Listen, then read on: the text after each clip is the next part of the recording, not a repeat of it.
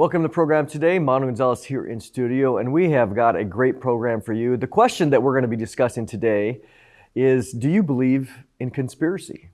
It's a great idea. It's a great thought that we need to recognize is certainly found in the Bible. Before we go to our esteemed guest, I want to just remind you of a couple things. We have a conference coming up in October, watchersweekend.com. It's going to be in Norman, Oklahoma. We're going to have up to 900 people there with 24 different speakers. It's going to be an awesome time, not only of learning what's happening in our culture and what it means prophetically, but also just to hang out with other people who are like-minded. So I want to give you a personal invitation. You can go to watchersweekend.com and get all the details, see the schedule, see who's speaking.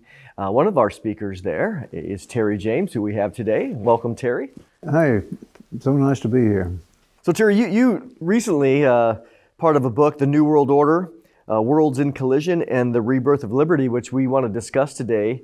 You and Pete Garcia wrote this book together. Mm-hmm. But for those that might not know about you and your ministry, kind of let them know where they can find you. Well, we're at raptureready.com, which is perhaps still one of the largest websites on Bible prophecy on the net. And the other one is terryjamesprophecyline.com is my little blog that we do, and so we can be found either way on those. I have my email address on the Rapture Ready website, and they can always email me. This is great. If you have not been to raptureready.com, you'll want to. I've been going there for probably 10 years at least, and daily updates on all the things that you can imagine. Writers, lots of different writers, up-and-coming writers, and seasoned writers that are giving articles there and keeping everybody informed. So it has been great. So this new book, The New World Order, kind of give us a little bit of background, because we hear a lot about the New World Order, as we know, going back to the original George Bush Sr. Yeah. There's a famous clip of him talking about the New World Order. How did this book come to be? Well, because I think of all the things we see developing, there is a coming New World Order that they've been talking about. And as you said, George Bush Sr. spoke about it, I think, some 19 times in one speech. So this has been some time ago. We heard Henry Kissinger and others talk about it throughout the years. But it all stems on the fact that there's always been world orders, We go all the way back to the Garden of Eden. And when the world was perfect, that was God's world order. And yet it was changed when Satan tempted Eve and then Adam and so forth. And that world order, in effect, fell to sin. And then, of course, God had to make things right through the flood and so forth, and Noah and all of that. And then the next world order would be the one that I think Nimrod tried to organize, and the plains of Shinar and Tower of Babel and all these things. And then God had to again destroy that particular little effort at a world order. So man has always wanted to usurp God's throne, because that was Satan's original lie to Eve, I think, that you will be as God and you will control things. That's what Satan wanted to do. That's what got him in trouble, kicked out.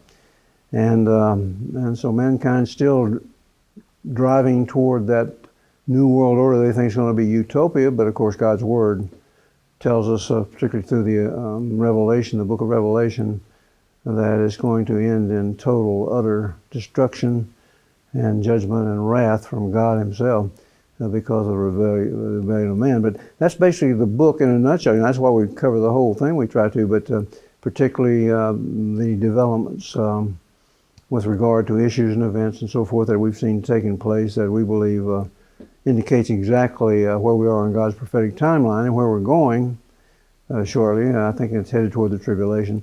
So that's basically what the book's about. I want to give Pete Garcia a shout out, because Pete wrote the majority of this book, and such a terrific writer. And so I want to personally thank him here on your program, Mondo, for all the work he did. And I'm sorry he can't be here with us right now. Yeah, he was. We had intentions of him being here, but he had some other obligations, which was just fine. And Pete's a great writer, and it's amazing what you guys both were able to do. And I feel honored, Terry, because you had asked me to do the foreword of this book. Great foreword, appreciate it so much. Yeah, it was fun, and one of the things that in writing a foreword to the New World Order is what I try to do is, as you do in a foreword, is kind of give an overview. And the thing that I addressed in the foreword was the idea. I start off, are you a conspiracy theorist? And I think that's Let's talk about that for a moment, because the foundation that we have here, as you mentioned, we go back to the Garden of Eden, Genesis 3, and it's this, this paradise.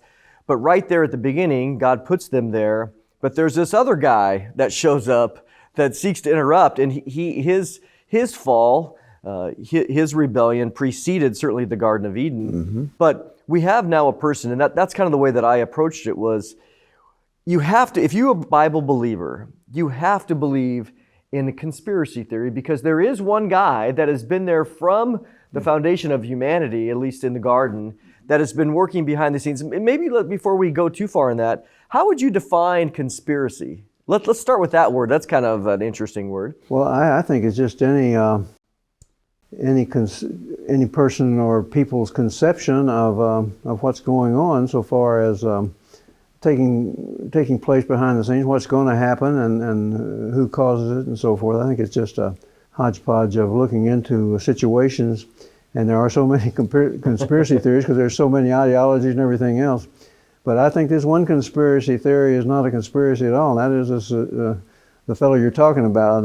It's a drive, not a conspiracy, and it's provable through what's happening today in the issues and events of our day. Yeah, no, absolutely. When you think about, if you go to Wikipedia, which we're not necessarily recommending, but just go to a dictionary, the idea of a conspiracy or to conspire is, usually two people or more working together behind the scenes for some nefarious plot against something else. And so here we have right at the beginning that we're introduced. I think God introduces us to this character right on the first pages. I mean, chapter 3, you don't get far. That's right. We're introduced to this person, this being who's working behind the scenes, very smart, very intelligent, perfect in wisdom, as Ezekiel 28 describes him. But he finds human participants willing to join in his rebellion against God's kingdom. So Kenny has his kingdom working against God's kingdom, as you mentioned, right from the start. And he promises the same thing. You can be as gods. In other words, you can be your own. You can control your own destiny. And that's what this whole New World Order crowd, the World Economic Forum, and other things are trying to tell us, that we're going to show you how to do this, but you will ultimately be in charge yourselves, and you'll be happy for it. We're told. Yeah. And but that is a lie from Satan. It was from the beginning when he tempted Eve, and it still continues. You can be as God, and that's what he wants to be. He wants to be God. He wanted to be God from the beginning. He thought he could place his star above the throne of God, and of course that's the reason he is damned to an eternity in the lake of fire. And that's where, unfortunately, everyone who follows that line of sinfulness and rebellion are going to end up with him. Yeah, I think that as we try to evangelize and educate others and just simply come along and point people to the gospel, it's very important that we don't shy away from what the Scripture teaches. And so, when people ask me, labels can be tough.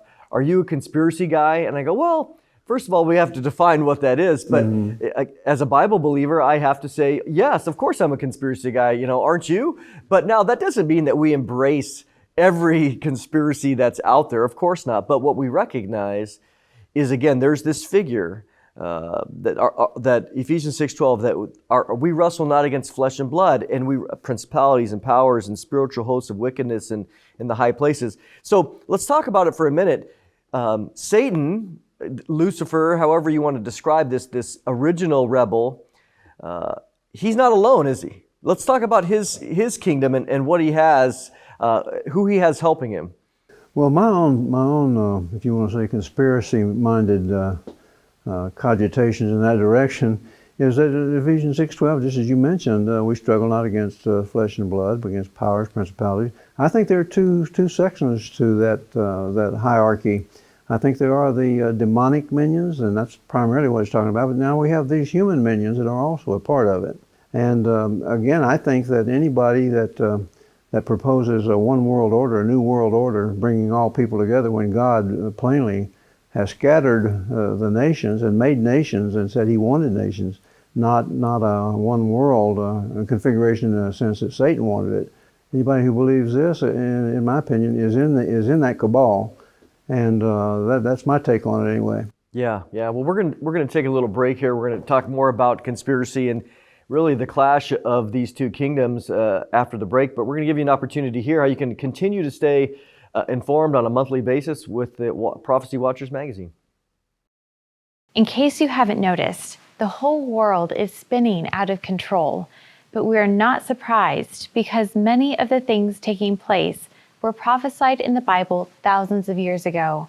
That's why we want to offer you a very special subscription to our magazine, The Prophecy Watcher, that will keep you on the cutting edge of Bible prophecy. Stay informed on prophetic world events. Follow the nuclear threats from Russia and Iran, China's march to world domination, the likelihood of another global pandemic, the rise of artificial intelligence and transhumanism, war in the Middle East, the UFO phenomenon, and the latest technology preparing the world for the mark of the beast. The Prophecy Watcher magazine features articles from leading prophecy experts like Gary Stearman, Mondo Gonzalez, Thomas Ice, Randall Price, L.A. Marzulli, Bill Salas, and many others. With your gift of $50 or more to support the worldwide outreach of Prophecy Watchers, you will receive 12 issues of the magazine in either print or digital format. You will also receive 10 bonus DVDs that feature in-depth teaching on the ancient book of Enoch, heaven and the New Jerusalem, the biblical case for the rapture, a look at how God put the gospel in the stars, what really happened at the Tower of Babel, and Ezekiel's prophecy on the battle of Gog and Magog. This special offer is available anywhere in the United States with free shipping included. Don't wait. Pick up the phone right now and call the toll-free number on your screen or visit us at prophecywatchers.tv. Stand with us today and help us take the message of Christ's soon return to the whole world. Well, welcome back. And Terry, we've been discussing your new book, The New World Order, Worlds in Collision and the Rebirth of Liberty, that you and Pete Garcia put together. And we have, of course, in the Bible, we have the two kingdoms, the two worlds clashing throughout biblical history. Now, is this idea of a new world order, we mentioned George Bush and others, but is it real? I mean, come on. I mean, is there really this clandestine cabal, deep state? I mean, do we really believe that? I believe that it's unwitting, perhaps in most cases. They really think they're doing God's work. But with regard to most of these people, a lot of them, like George Bush Sr., for example, I believe he truly wanted to create a world free of war and rumors of war and poverty and all these things. But what he fell into, and what they all fall into, is Satan's, and the human mind goes to wanting to be at the top of the heap. And that's what we see with communism and all the rest, with China and all these others. They claim that Marxism and communism is the way to make the people's lives better, but how does it always end up? It always ends up with the elite having it all, and the people serving them, in a lot of times in ways of slavery. Yeah, well, as soon as we take things out of the biblical framework, I mean, John 10:10 says that the thief comes to steal, kill, and destroy, and that certainly is Satan's mode of operation, and yet sadly, he finds humans willing to participate. And again, as you mentioned, we have to be fair in that many people, even that aren't Christian, their goal, if we give them the greatest benefit of the doubt, their goal is to make humanity better. They want peace, they want harmony, and that's fine. But as soon as you say, well, how do we get there? And they remove the Bible, they remove the reality of our world, that we do have a spiritual enemy, and they embrace some of these philosophies that are clearly unbiblical. They don't realize that they're getting sucked in to the enemy's plans. So let me ask you that, I'm thinking about plans. Satan's been there from the beginning. What does he want? What is Satan himself in bringing together all his spiritual cohorts, as well as human participants? What does he want? I think because he wanted to usurp the throne of God from the very beginning is what got him in trouble. He looked at himself, said he was pretty nice. None of us understand where that mystery of iniquity come from. I don't care how much you examine it, because the finite mind can't grasp the infinite. But anytime the Prince of Peace the Lord Jesus Christ is left out of the peacemaking process is what most of the people of the world say they want is peace and safety. Matter of fact, they will say peace and safety, and it'll bring sudden destruction. Until mankind is willing to, the so-called earth dwellers are willing to turn over to God what is rightfully His, and Satan turns over to God what is rightfully His, you're going to have a struggle to the very end. And of course, that's what the Bible tells us, because sin does not allow for either Satan to turn things over or human minions to turn things over. And we're headed in that direction. It's going to end in God's judgment and wrath again. And Satan wants to be God. He wants to be higher than God. And that's another thing. The ultimate reprobate mind is Satan, in my view, because he knows God. He knows God is a creator. He's omnipotent. He's omniscient, and he's omnipresent. And yet he still thinks he can win. That, to me, is mind-boggling. It really is mind-boggling, especially when I remember being watching this as a young kid. One of the examples of pride. You'd watch maybe a young kid who's 10, who's kind of small and skinny still, and then he's wrestling with maybe a 12-year-old or 14-year-old, and the 14-year-old is just taking him, just easily taking him to task, and then kind of throws him around. But that 10-year-old kid, pride, he is not going to give up, because he actually thinks that he can win against the 14-year-old. And so he keeps coming back, and you're like, man, you just need to give up. He's never. And so it's that pride of thinking, even when you're clearly outmatched. I guess that was good in the case of Churchill in World War II, but yeah, in real life it's hard to. It really is, and I think the root issue there is pride. So to me, one of the things that I outlined in the forward was that one of the things that I see as well that Satan wants is worship. We go to Isaiah 14, where he wanted to be above the stars, but he wanted to be like the Most High, and seeing the worship that God truly deserves. And then I think the key issue, or the key verse for me, is in Matthew 4 when Satan is tempting Jesus. He says, I'll give you all of the kingdoms of the world, all their glory, everything. They're mine to give to whoever I want. All you have to do is bow down and worship me. And Jesus didn't argue with him about him having the ability, But he wanted worship. But then, of course, when we come to the book of Revelation, chapter 13 especially, we see that the final thing was people worshiping the dragon. I mean, how? Let's talk about that. And he uses the New World Order to get him there. Well, yeah. Talk about the people worshiping the dragon. Is that? It seems inconceivable. Well, that is a total turning of the back, and that's where we're heading, turning the back on God. And we see that Satan is, we believe, is going to indwell the Antichrist, the man of sin, the son of perdition, in Revelation chapter 13. And he's going to demand worship. He's going to be in the rebuilt temple in Jerusalem, demanding to be worshipped. And Satan will be indwelling him. If Satan will apparently believe, or at that point come to believe, that he is being worshipped by all the world. And of course, that time is when he turns on the Jewish people and the world. And of course, that's when God's the last half, I think, of the tribulation, which Jesus said was the worst time there will ever be, God's wrath totally pouring out. So yeah, Satan wants to be worshipped, and he's going to think he achieves that, I guess, by indwelling the Antichrist.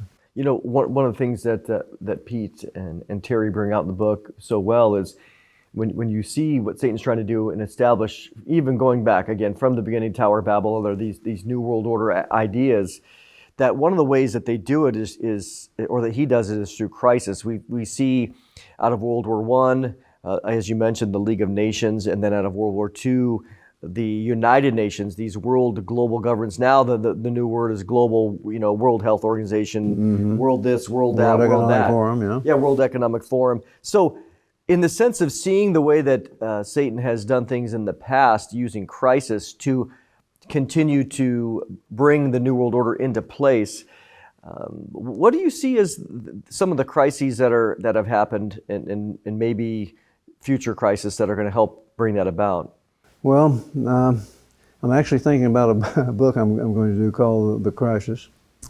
And for example, I'll just give you one example here. I think that America is, of course, in the target area, in the scope of all these New World Order people, in particular, because Satan is directing them. America has to fall. The whole world is so intricately linked to America and its dollar, and we see the We see all that's coming against the dollar with this digital thing and all that. But I believe that that the American people have been so spoiled, if you want to call it that, so used to having things their own way. For example, I don't believe it's going to take a major crisis, and you're talking about crisis, I'm just talking about what I think is the ultimate crisis. It's going to take a major crisis for the people of this country to, for example, agree, I'm talking about everybody in general, to not go outside of 15 minutes of their cities, and this sort of thing, these sort of requirements that the World Economic Forum, for example, is demanding, and even eat bugs and all this other stuff. I don't think that the American people are going to fall for that. They're the holdup right now. This nation is the holdup, I think. But there's going to be one crisis, I think, that will make the whole, not only the people in the United States, but the whole world suddenly say, okay, whatever you want to do, if you can make this thing right and save us from whatever is going on. My personal opinion, that's going to be the rapture of the church. And people will be so totally in chaos and totally upended that they will grab for anything. And this World Economic Forum, which Satan has been at the center of, and all these other world organizations, they will more or less have an organization, it organized in the sense that that will have some kind of a formula Satan can use, and his Antichrist, when he comes on the scene, can use to say this is what we'll do. And what did Rahm Emanuel, Obama's guy, said, never let a good crisis go to waste. Well, I think the rapture is going to provide that ultimate crisis. Yeah, amen to that. And I read a lot of books, as you can imagine, and this is probably one of the best books for sure as it relates to the New World Order. Just the theology that's there, found in the Bible, and then how it incorporates into our modern world. So we're going to take a little break here. You can see how to get this excellent book. Today, we stand on the brink of several life-changing events that were once the stuff of conspiracy. Global organizations like the World Health Organization and the World Economic Forum have plans to fundamentally change the world, seeking their own version of utopia without the presence of God or any concern for His plans for our future. Very soon, your every move will be monitored in this new surveillance society, where you can travel, what you can drive, what goes into your body, what you can eat, and much worse. Imagine a future where your car can be turned off by satellite, or where your bank account can be seized for not living up to expectations. That technology is already here. How far away can we be from the mark of the beast, where people will be forced to pledge allegiance to the Antichrist in order to survive? These events are detailed by Terry James and Pete Garcia in their new book, New World Order, Worlds in Collision and the Rebirth of Liberty. They write of the Great Reset, the Beast System, a worldwide financial Armageddon, the resurgence in UFO activity, and the coming Luciferian agenda. This is a book that will make you think about where we are on God's calendar and how we can prepare friends and family for an explosion that seems closer than ever. New World Order is available for your gift of $25 or more to help support the worldwide television ministry of Prophecy Watchers. You can visit our online bookstore at prophecywatchers.tv or call the toll-free number you see on your screen, where operators are standing by 24/7. Terry and Pete have teamed up to write 3 of the best books ever published on the rapture of the church, the March to Globalism, and the Signs of the Times. These 3 books include New World Order, Trajectory, Tracking the Approaching Tribulation Storm, and The Disappearing, Future Events That Will Rock Our World. All 3 books are available for your gift of $75 or more with a special bonus, 2 bonus DVDs from Gary Stearman and Tommy Ice, Defending the Rapture, and as always, shipping is included anywhere in the USA. Don't forget to join us in Norman, Oklahoma this October 5th through the 8th for an amazing 4-day prophecy conference. Register online at watchersweekend.com. In the meantime, we'll see you here, there, or in the air. Well, welcome back, and we are talking with Terry. And Terry, our last little segment here, let's talk for a moment that the New World Order, this global idea, it comes about, it's integrated. It's not just a very monolithic thing, but Satan is very crafty. It seems like he has people, lieutenants, and humans in every discipline or area, whether it's politics, economics, even technology. There is a religious aspect as well as the societal thinking. Pick one of those. Is the New World Order going to be, let's talk about this for a minute. I like this idea. Is the New World Order, especially as we see with the book of Revelation, does it have any religious component to it? Well, I think it definitely does. The idea that it's supposedly built around peace and safety, well, they think they're going to save the world. And here's how. We have right now the very wars and rumors of wars. I believe Jesus was talking about. I think he was specifically talking about our time, and that we're living in right now. And of course, he talked about there'll be wars and rumors of wars. Well, we couldn't get any more rumors of wars, I think, than we have right now. With, first of all, take Israel, which everything of end times is built around Israel. They're being threatened, particularly from Iran, and all these other nations are ratcheting up their hatred for Israel, just as the prophet Ezekiel and Zechariah and others have warned. And so there will come a time when this is going to come into an explosive situation. The same with, now we look at Russia and Ukraine, and it seems to me the American government is poking at the bear, as it's also often said, and both are nuclear powers, and this whole thing seems to me to be one big rumor of war that could break into nuclear conflict. I don't think it will prior to the rapture, because it doesn't fit the way I view it. And then you have China, which I believe is the biggest threat. They could attack Taiwan. I think they're going to be the kings of the East that come across that dried up Euphrates River and going to destroy 1/3 of the entire world. Well, this all means to me that the religion of the New World Order is to try to prevent this from happening, to cry peace and safety, to convince people to come together. And that is their ultimate offering of morality, if you will. And so I think that's kind of at the nucleus of this New World Order religion you're talking about. Yeah, amen. Terry, I appreciate your time today. It's been good. Thank you for having me. I appreciate it. And when we think about what began so long ago, before humanity even was in the garden, you have this overall rebellion that has come against God, and we're caught in the middle of it. But we know that the victory is through Jesus Christ. And so if you have not come to that place of putting your faith and trust in Him alone, to be ready for the rapture that is coming, and to be ready to escape this coming tribulation that God has planned, again, to make the world right. And in order to make the world right, He's got to judge, and He's got to correct and remove those that are in the way, especially, again, the greatest enemy of all time, and that's Satan himself, and the implementation of the New World Order. So we appreciate you watching this week. There's always hope found in Jesus alone. We'll see you next time.